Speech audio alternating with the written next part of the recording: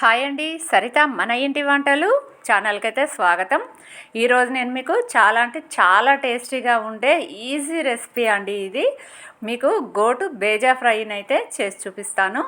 ఇందుకోసం అయితే మనము కొన్ని వాటర్ని స్టవ్ పైన పెట్టుకొని అందులో సాల్ట్ వేసుకొని ఇలా గోరువెచ్చగా అయ్యాక ఈ బేజాలో అయితే వేసేసుకోవాలి.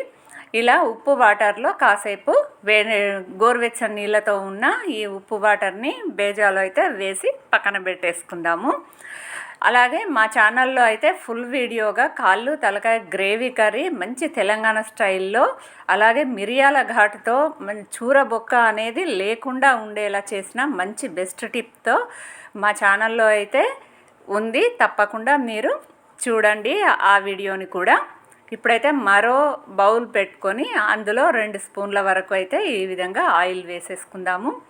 ఇందులో ఒక పెద్ద ఆనియన్ని సన్నగా తరిగి, అలాగే ఒక 4 పచ్చిమిర్చిని కూడా సన్నగా తరిగి ఇలా ఆయిల్లో వేసి ఫ్రై చేసుకుందాము. ఈ ఆనియన్స్ అనేవి కొద్దిపాటి మాత్రమే ఫ్రై అయితే సరిపోతుంది, మిగిలినది ఈ బేజాతో పాటుగా ఫ్రై అయిపోతుంది. అలాగే సన్నగా తరిగిన కొద్దిగా మెంతి కూరను కూడా వేసాను, మంచి ఫ్లేవర్ అనేది యాడ్ అవుతుంది.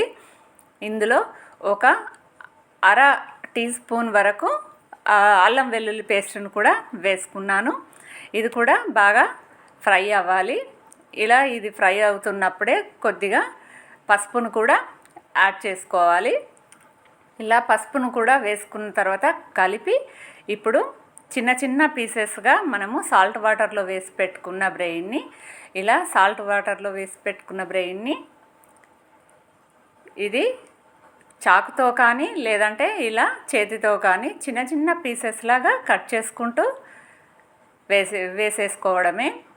దీన్ని మరీ ఎక్కువగా కలపకూడదండి, ఎందుకంటే చిన్న చిన్నగా నుజ్జుగా అయిపోతుంది. అలా అవ్వకుండా పీసెస్ లాగా ఉండడం కోసమని అలాగే చిన్న చిన్న ముద్దలుగా వేస్తూ రోస్ట్ చేసుకోవాలి. ఇలా ఒకవైపు ఫ్రై అయింది అనిపించిన తర్వాత వీటిని టర్న్ చేసుకోవాలి. ఇలా రిటర్న్లో ఇలా రివర్స్లో వేసుకున్న తర్వాత ఇటువైపు కూడా బాగా వేగనివ్వాలి. బాగా ఫ్రై అయిన తర్వాతనే మనము కర్రీని కొద్దిగా కలుపుకుంటే ఏమవ్వదు, లేదంటే నుజ్జుగా అయ్యి టేస్ట్ అనేది నీచు వాసనగా అనిపిస్తుంది. ఇలా బాగా ఫ్రై అయితే ఈ కర్రీ అనేది చాలా బాగా మంచి టేస్ట్తో ఉంటుంది. ఇప్పుడు ఇలా కంప్లీట్గా కర్రీ అయితే అయిపోతుంది అనే టైంలో ఇప్పుడు ఫైనల్గా సాల్ట్ కొద్దిగా ½ టీ స్పూన్ కంటే కొద్దిగా 3/4 టీ స్పూన్ వరకు పడుతుంది.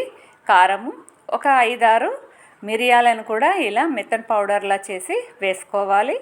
అలాగే ½ టీ స్పూన్ వరకు గరం మసాలాను కూడా వేసుకున్నాను. అలాగే ఒక ½ టీ స్పూను ధనియా పౌడరు. అన్నీ రెగ్యులర్గా ఉండే ఇంగ్రీడియంట్సే ఇవి, కానీ ఇవి మాత్రం వీటికి చాలా అంటే చాలా టేస్టీగా ఉంటుంది కర్రీ. మీరు కూడా తప్పకుండా ఈ కర్రీని అయితే ట్రై చేయండి. ఫైనల్గా దీన్ని కొత్తిమీరతో సర్వ్ చేసేయడమే. ఈ రెసిపీ అనేది చాలా సింపుల్గా ఉన్న టేస్టీగా ఉంటుంది. ఎలా వచ్చింది అనేది మీరు కూడా తప్పకుండా ఒక లైక్ చేసి నాకు కామెంట్ బాక్స్లో అయితే కామెంట్ చేసి చెప్పండి.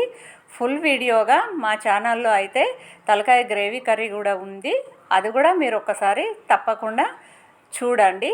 థ్యాంక్ యూ అండి, థ్యాంక్ యూ సో మచ్.